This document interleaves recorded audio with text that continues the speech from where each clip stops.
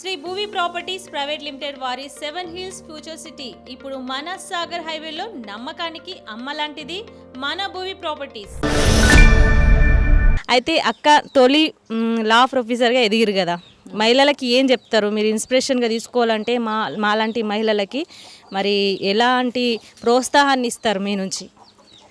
ఈరోజు మన సమాజంలో మహిళలకి తక్కువ అవకాశాలు వస్తున్నాయి. అంటే చదువుకునే విషయంలో కానీ ఉద్యోగాల విషయంలో కానీ రిజర్వేషన్ కేటాయించడం జరిగింది. ఈరోజు 33 రిజర్వేషన్ ఉద్యోగాల్లో చదువులలో ఉన్న మిగతా రంగాలలోకి వచ్చేసరికి 33 రిజర్వేషన్ ఇంకా ఇంప్లిమెంట్ కావాలి. అది పార్లమెంట్లో పాస్ అయి ఉంది. బట్ మిగతా అంటే సాఫ్ట్వేర్ సైడ్ కానీ మిగతా వైపు కానీ అన్ని రంగాల్లో ఈక్వల్ పొజిషన్స్ ఇస్తున్నారు ఉమెన్కి. ఇక్కడికి వచ్చేసరికి ప్రాక్టికల్గా మనం సమాజంలో చూడాల్సి వస్తే కొన్ని అవాంతరాలు ఎదుర్కొంటున్నారు. కొన్ని జరుగుతున్నాయి, కొన్ని దుర్ఘటనలు జరుగుతున్నా చూస్తున్నాం. రోజుకి జరుగుతున్న సంఘటనలు ఏంటనేది రోజు పేపర్లలో టీవీలలో వింటూనే వస్తున్నాం. ఇవన్నీ ఎందుకు జరుగుతున్నాయి అని అంటే ఈరోజు ఉమెన్ని సెకండ్ సిటిజన్గానే చూస్తున్నారు. రాజ్యాంగంలో మనం పొందుపరుచుకున్నది ఏంటిది అంటే ఉమెన్ ఈక్వల్ అని చెప్పేసి రాజ్యాంగం పొందుపరిచినాం.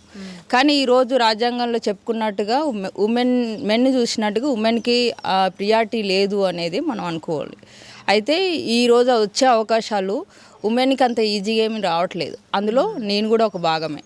మా నాన్నగారు చిన్నప్పటి నుండి కూడా ఎమ్మెల్యేగానే ఉన్నారు. నేను పుట్టినప్పటి నుండి తను ఎమ్మెల్యే కూతురుగానే ఉన్నా.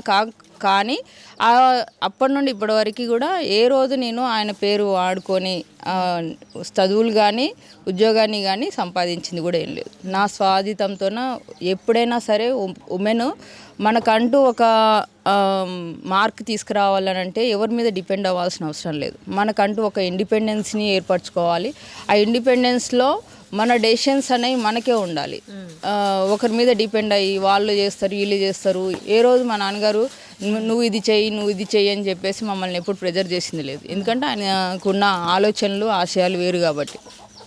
బట్ అందరికీ అదే అవకాశాలు రావాలని ఏం లేదు. కానీ ఒప్పించకుండా మనం పని చేసుకోగలిగే పరిస్థితిలోకి మనం పోవాలి. ఇప్పటికీ ఉమెన్కి కుటుంబాలలో ఆ ఎంకరేజ్మెంట్ రాని కుటుంబాలు కూడా ఉన్నాయి. అట్లాంటి పరిస్థితుల్లో ఏంటిదంటే తన టాలెంట్ ఏదేంతో ఉందో ఆ రంగాల్లో అటువైపు వెళ్తే ఏ రంగంలోనైనా ముందుకెళ్ళగలుగుతారు. 5 సార్లు ఎమ్మెల్యే అయినాక మీరు తక్లీఫ్ పడాల్సిన అవసరం ఏముంటుంది అక్క? అంటే ఆయన ఏ రోజు ఎవరి దగ్గర చేజాపింది లేదు. మేము చదివిందంతా కూడా అంటే రెసిడెన్షియల్స్లోనే అంటే గవర్నమెంట్ ఎడ్యుకేషన్ చదువుకున్నాం. నేను పీజీ కంప్లీట్ అయినా పిహెచ్డి కంప్లీట్ అయినా మన ఉస్మానియా యూనివర్సిటీలోనే చదువుకున్నా. ప్రైవేట్ యూనివర్సిటీస్లో ప్రైవేట్ కాలేజెస్ ప్రైవేట్ స్కూల్స్లలో ఎప్పుడు కూడా మా నాన్నటి వైపు మొగ్గు చూపించలేదు. ఎందుకంటే ప్రభుత్వాలు కల్పిస్తున్న అవకాశాలు ఏవైతే ఉన్నాయో అది ఈరోజు నాణ్యమైన విద్యనే అందిస్తుంది ప్రభుత్వం. మనం ఎందుకు మన పిల్లల్ని అటువైపు చదివించవద్దు? ఇంకోటి ఏంటంటే ఆయన అనుకున్న సిద్ధాంతం కూడా ఏంటంటే మనకున్న అవకాశాలని ప్రభుత్వాలు ఏ విధంగా పనిచేస్తున్నాయి అంటే ఆయన కోరుకున్నది ఏంటంటే ఈ ప్రాంతంలో విద్యను ఎక్కువ డెవలప్ చేసింది, ఎడ్యుకేషన్ మీద ఎక్కువ ఫోకస్ చేశాడు. ఆ ఎడ్యుకేషన్ ఫోకస్ చేస్తున్న టైంలో తను తీసుకొచ్చుకున్న స్కూల్స్ కాలేజెస్ ఇవన్నీ కూడా ఆయన ఏర్పరచుకున్నాయి. ఆ టైంలో నేను తెచ్చుకోవడమే కాదు నా పిల్లలు కూడా అందులోనే చదువుకొని అభివృద్ధి చెందాలి అని కోరుకున్నాడు.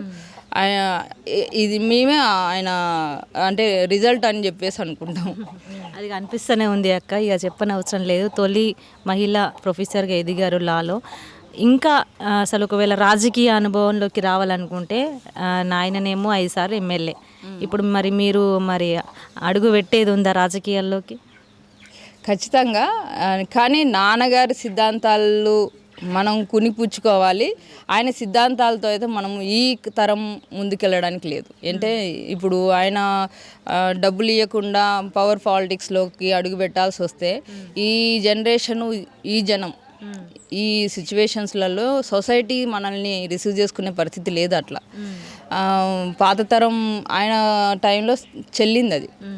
ఆ సిద్ధాంతాలు చెప్పి సిద్ధాంతాలతోనే జనాలు కూడా ఆ టైంలో ఉన్నారు. ఈరోజు పవర్ పాలిటిక్స్కి వచ్చేసరికి ఏ పార్టీ వాడు ఎంత ఇస్తున్నాడు అనేదే చూస్తున్నారు జనం. అట్లా అని చెప్పేసి మనం ఆ పందాన్ని ఎందుకోవాల్సిన అవసరం లేదు. కానీ మనం మన వైపు నుండి ఒక ప్రయత్నం అయితే ఉండాలి. ఆ ప్రయత్నం ఎట్లుంటుంది అనేది భవిష్యత్తులో చూస్తాం. అంటే ఖచ్చితంగా ఇప్పుడు నాయన సిద్ధాంతాలు ముందటేసుకొని పోతారంటారు అంతేనా? నాన్న సిద్ధాంతాలు కునికి పుచ్చుకోవాలి, బట్ ఆచరణలో ఏం అనేది రాజకీయాలు అసలు ఎక్కడ చూసినా కూడా డబ్బు లేని రాజకీయాలు ఉన్నాయంటారా? ఒకవేళ మారుతుందా ఈ వ్యవస్థ? ఖచ్చితంగా డబ్బులు లేకుండా అయితే రాజకీయాలు అయితే చూడట్లేదు, చూడం కూడా. మళ్ళీ ఆ తరం రావాలి అని అంటే ఈ జనాలు ఇసిగిపోయి మళ్ళీ మంచి అనేది చూసి మళ్ళీ మంచి నాయకుడిని, నిజాయితీ గల నాయకుడిని ఎంచుకుందాం అనే పరిస్థితికి వచ్చే పరిస్థితిని మనలాంటి యువత తీసుకురావాలి. నిజంగా ఇది గొప్ప విషయము. ఇప్పుడు 5 సార్లు ఎమ్మెల్యే గుమ్మడి నరసయ్య చరిత్ర సృష్టించిండు. మరి అనురాధక్క కూడా మరి అదే రీతిలో అదే బాటలో నడిచి మంచి మహిళ మేల్కొల్పు ఉండాలని మనస్ఫూర్తిగా కోరుకుంటున్నాక. Thank you so much. Thank you రా.